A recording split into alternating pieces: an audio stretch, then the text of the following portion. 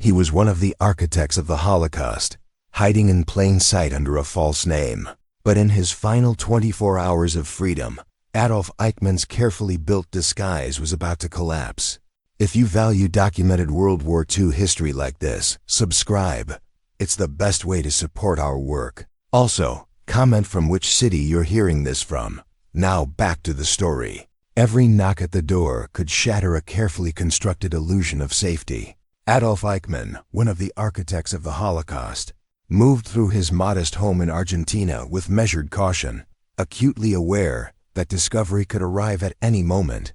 The quiet streets, the hum of distant traffic, and the mundane routines of neighbors masked the tension within. But Eichmann's mind never rested. Viewers are immediately drawn into a world of constant vigilance, where every action carried the weight of exposure and consequence. He had assumed a false identity, presenting himself as Ricardo Clement, a seemingly ordinary immigrant worker. Daily routines, shopping for food, attending local events, and interacting with neighbors were carefully orchestrated to avoid suspicion. Each outing was meticulously planned. Timing, route, and interaction were considered to minimize risk. The audience experiences suspense as they visualize the meticulous attention to detail required to maintain a life of secrecy in a world that was beginning to close in on him inside his home. Eichmann's life was confined and disciplined. Rooms were sparsely furnished, documents hidden, and movements deliberate. Letters from afar were intercepted, conversations conducted in careful tones, and personal thoughts suppressed. Every decision carried potential ramifications, from drawing attention to leaving behind evidence of his identity. The audience gains insight into the psychological tension of living under constant threat. Understanding how fear and paranoia can dominate a human existence, neighbors described Clement as quiet and unassuming, a man blending seamlessly into the local community. Yet behind the facade, Eichmann was haunted by the enormity of his past. Memories of orchestration, the bureaucratic machinery of genocide, and the faces of victims weighed heavily. For viewers, the tension arises not only from the external threat of capture, but from the internal reckoning of a man attempting to evade the consequences of his actions. Curiosity is engaged as the audience wonders how a figure of such historical infamy could maintain concealment while grappling with the moral and psychological weight of his deeds. Eichmann's days were punctuated by the fear of betrayal. Rumors of Nazi hunters, intelligence networks, and informants circulated constantly. He avoided interactions that could expose him, checked for surveillance, and altered routines when necessary. Each cautious step reinforced suspense for viewers, who vicariously experienced the anxiety of living under the shadow of discovery. Despite his careful measures, Eichmann was aware that concealment was temporary. He meticulously recorded details of his movements, avoided forming attachments, and remained alert to patterns that could indicate pursuit. The audience is engaged by the precariousness of this hidden existence, the fragile balance between normalcy and exposure, and the human capacity for fear-driven ingenuity. Ultimately, Eichmann's disguised existence illustrates the tension between ordinary appearance and extraordinary infamy. Suspense, psychological engagement, and historical immersion draw viewers into the daily life of one of history's most notorious fugitives, preparing them for the subsequent chapters where intelligence operations, close calls, and eventual capture bring the story to its climax. The narrative ensures that curiosity, tension, and moral reflection remain central, sustaining attention and engagement throughout the section. Even in exile, the ghosts of history pursued him relentlessly. Adolf Eichmann moved quietly through his small, sparsely furnished home in Argentina, yet no corner of his mind could escape the weight of his past. The bureaucratic efficiency that once orchestrated mass deportations and unimaginable suffering now haunted him in every silent moment. For viewers, suspense and moral tension are immediate. How does a man reconcile daily life with the enormity of crimes that shaped history? Each night, Eichmann reflected on the machinery of genocide he helped administer, the faces of victims, the meticulous records of deportation, and the names of those lost weighed heavily, surfacing in fleeting dreams and lingering thoughts. The audience engages psychologically, drawn into the paradox of a man living among ordinary civilians while carrying extraordinary guilt. Suspense arises as viewers anticipate whether Eichmann's carefully concealed identity can withstand the relentless pursuit of justice. Paranoia dominated his every action. Eichmann constantly monitored for signs of surveillance, informants, or accidental discovery. He avoided forming attachments, changed routines, and meticulously hid any evidence of his true identity. The audience is immersed in the tension of a life built on fear, where every interaction could betray him. Curiosity is heightened as viewers consider the precarious balance between concealment and exposure. Moral reckoning intensified each day. Though Eichmann rarely allowed himself to dwell publicly on the atrocities, the knowledge of his own role remained unavoidable. Letters, news of ongoing trials, and whispers of Nazi hunters amplified his anxiety. The audience experiences ethical engagement. How does a man confront personal responsibility when the legal and moral world moves inexorably toward reckoning? Suspense and empathy combine as viewers imagine the constant inner struggle. Eichmann's reflections also revealed the duality of human memory and denial. At times he rationalized actions as obedience to authority, yet the weight of accumulated guilt could not be fully suppressed. For the audience, this tension provides insight into the psychology of historical perpetrators, engaging curiosity about conscience, rationalization, and the long shadow of moral accountability. Interactions with neighbors and casual encounters offered no relief. Every question, glance, or minor curiosity could feel threatening, reminding him that concealment was fragile. Suspense builds as viewers realize that even ordinary life carried the risk of exposure and consequences, connecting historical context with universal human fear. Ultimately, Shadows of the Past illustrates that exile and anonymity cannot erase moral and historical truth. Eichmann's psychological landscape, haunted by guilt, paranoia, and anticipation of capture, immerses the audience in ethical and emotional complexity.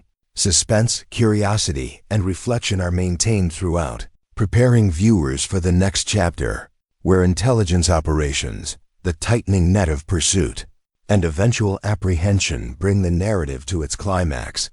Every lead could bring them closer. Every misstep could allow him to vanish once again.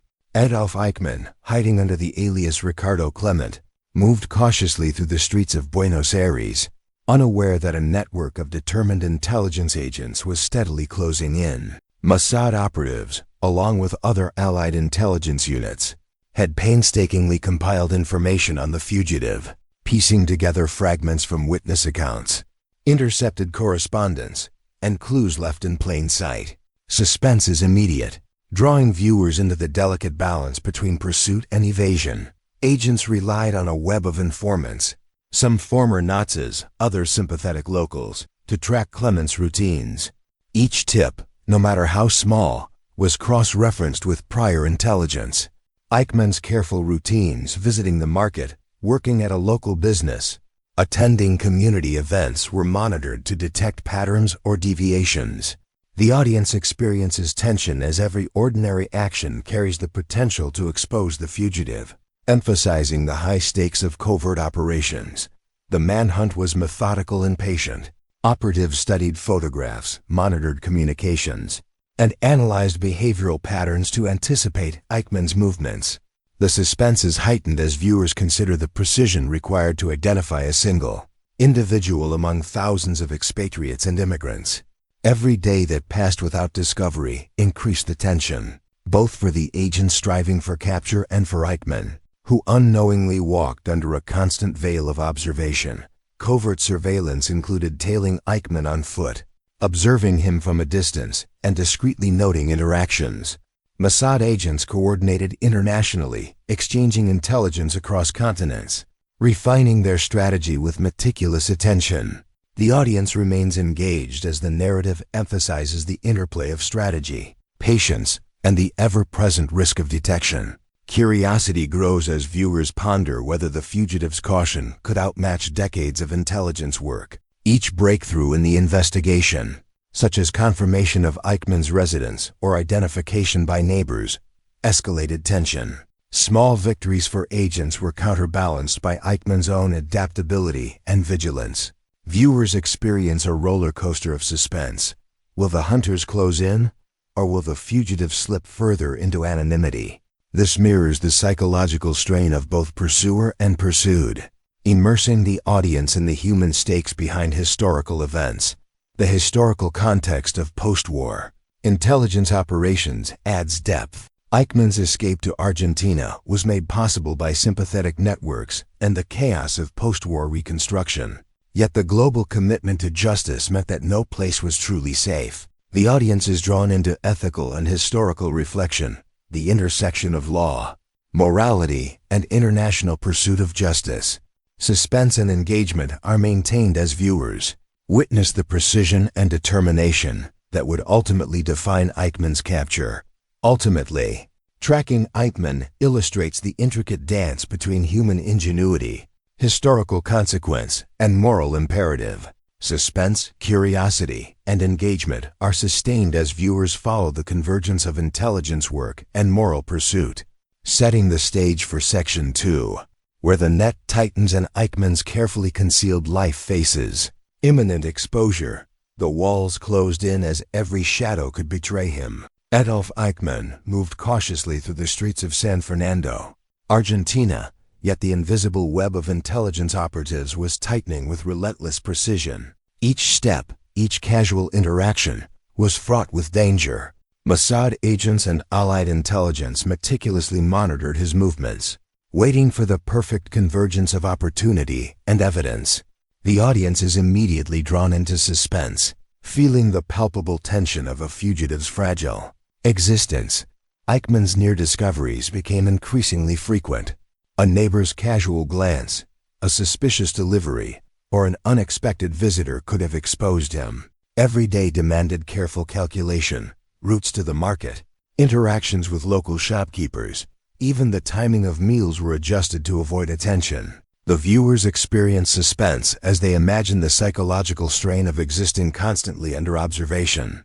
Where even ordinary life carried extraordinary risk, intelligence teams coordinated through discrete signals and cross-border communications. Operatives would stake out his home, follow him at a distance, and relay observations with coded messages. This meticulous approach highlighted the cat-and-mouse dynamic, creating narrative tension for viewers. Could the hunters close in without alerting Eichmann, or would a single misstep allow him to vanish again? Suspense and curiosity are sustained as audiences vicariously inhabit both the pursuer's strategic mindset and the fugitive's anxiety. The psychological pressure on Eichmann was relentless. Even mundane activities like shopping or visiting neighbors became high-stakes endeavors. Each misstep risked exposing years of concealment. At night, he reviewed routines, memorized neighbors' schedules, and avoided patterns that could reveal his identity.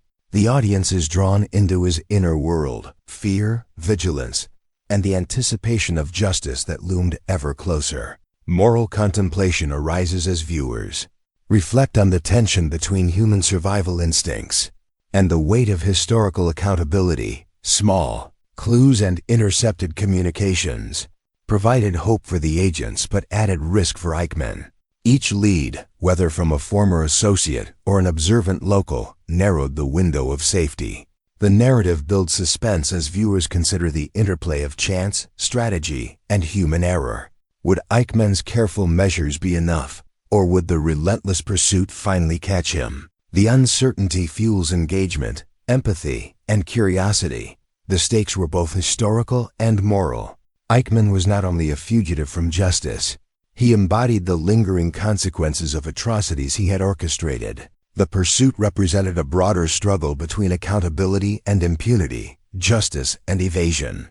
Audiences are immersed in the tension, recognizing that the outcome carries weight far beyond one man's life, touching on ethics, history, and collective memory.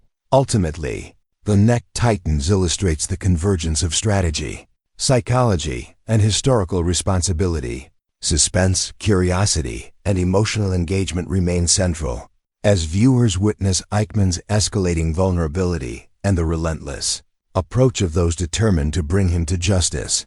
This section prepares the audience for the climax in Chapter 3, where capture and reckoning finally intersect. The hunted finally became the prey, facing the long arm of justice. Adolf Eichmann moved through the quiet streets of San Fernando, unaware that a team of intelligence agents had meticulously orchestrated his capture.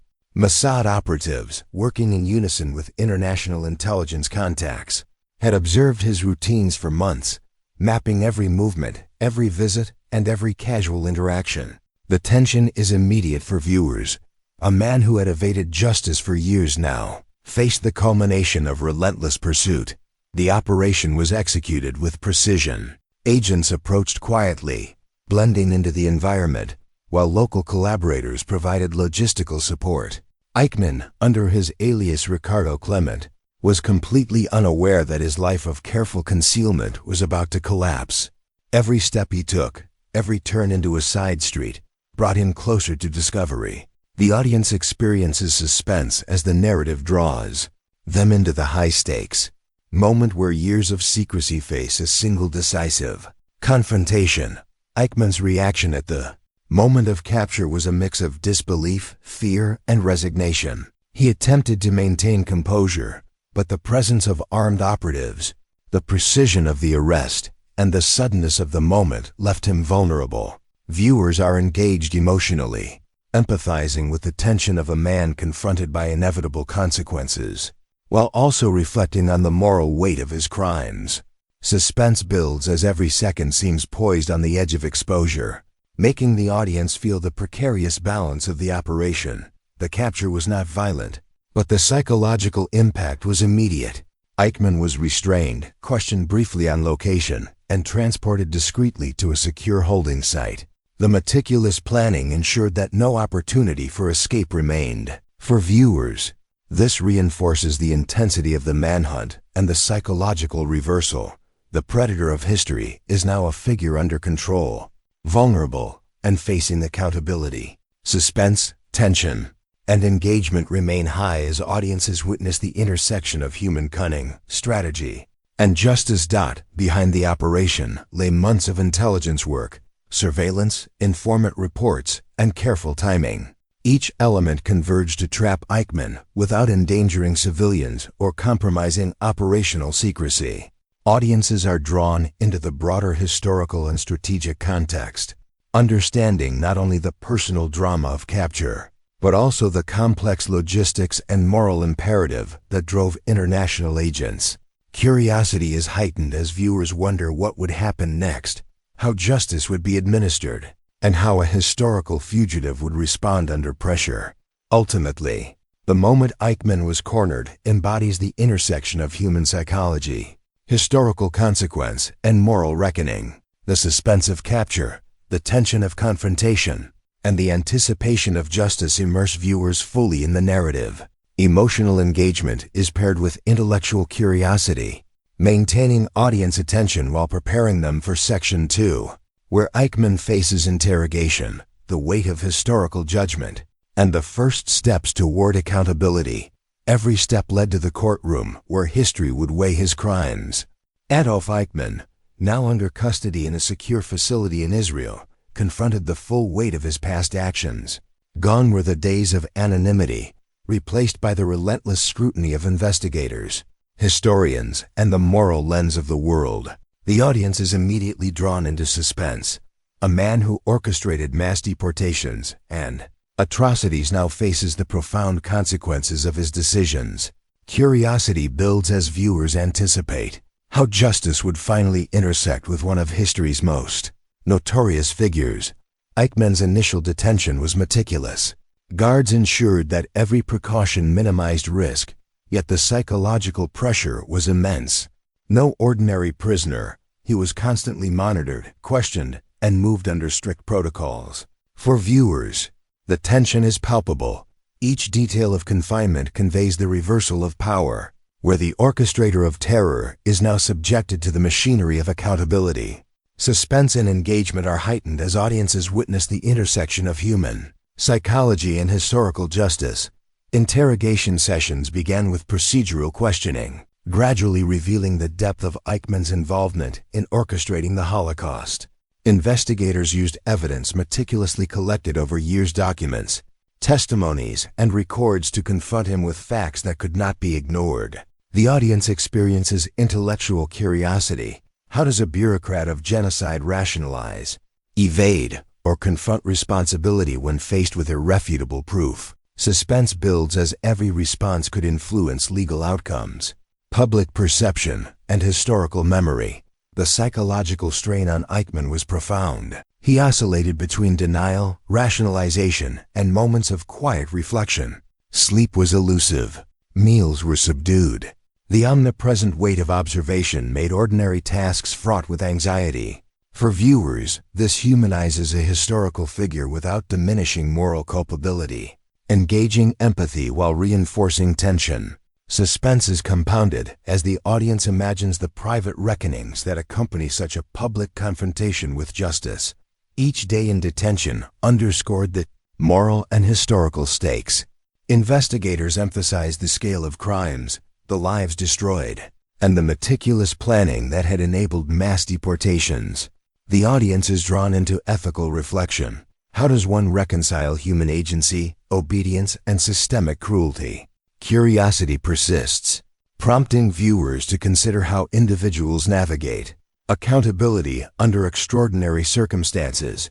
The process of facing justice also involved preparation for trial. Eichmann's legal team coordinated with investigators, historians, and advisors, yet the procedural framework left little room for evasion. Every step, from courtroom entry to testimony, carried historical significance. The audience is immersed in tension, anticipating how judgment will be rendered against one of history's architects of genocide. Ultimately, this section illustrates the psychological, moral, and historical convergence inherent in Eichmann's detention. Suspense, intellectual engagement, and ethical reflection sustain viewer attention as he transitions from fugitive to prisoner of history. The audience is primed for the climactic trial phase, where accountability, moral reckoning, and the weight of memory intersect.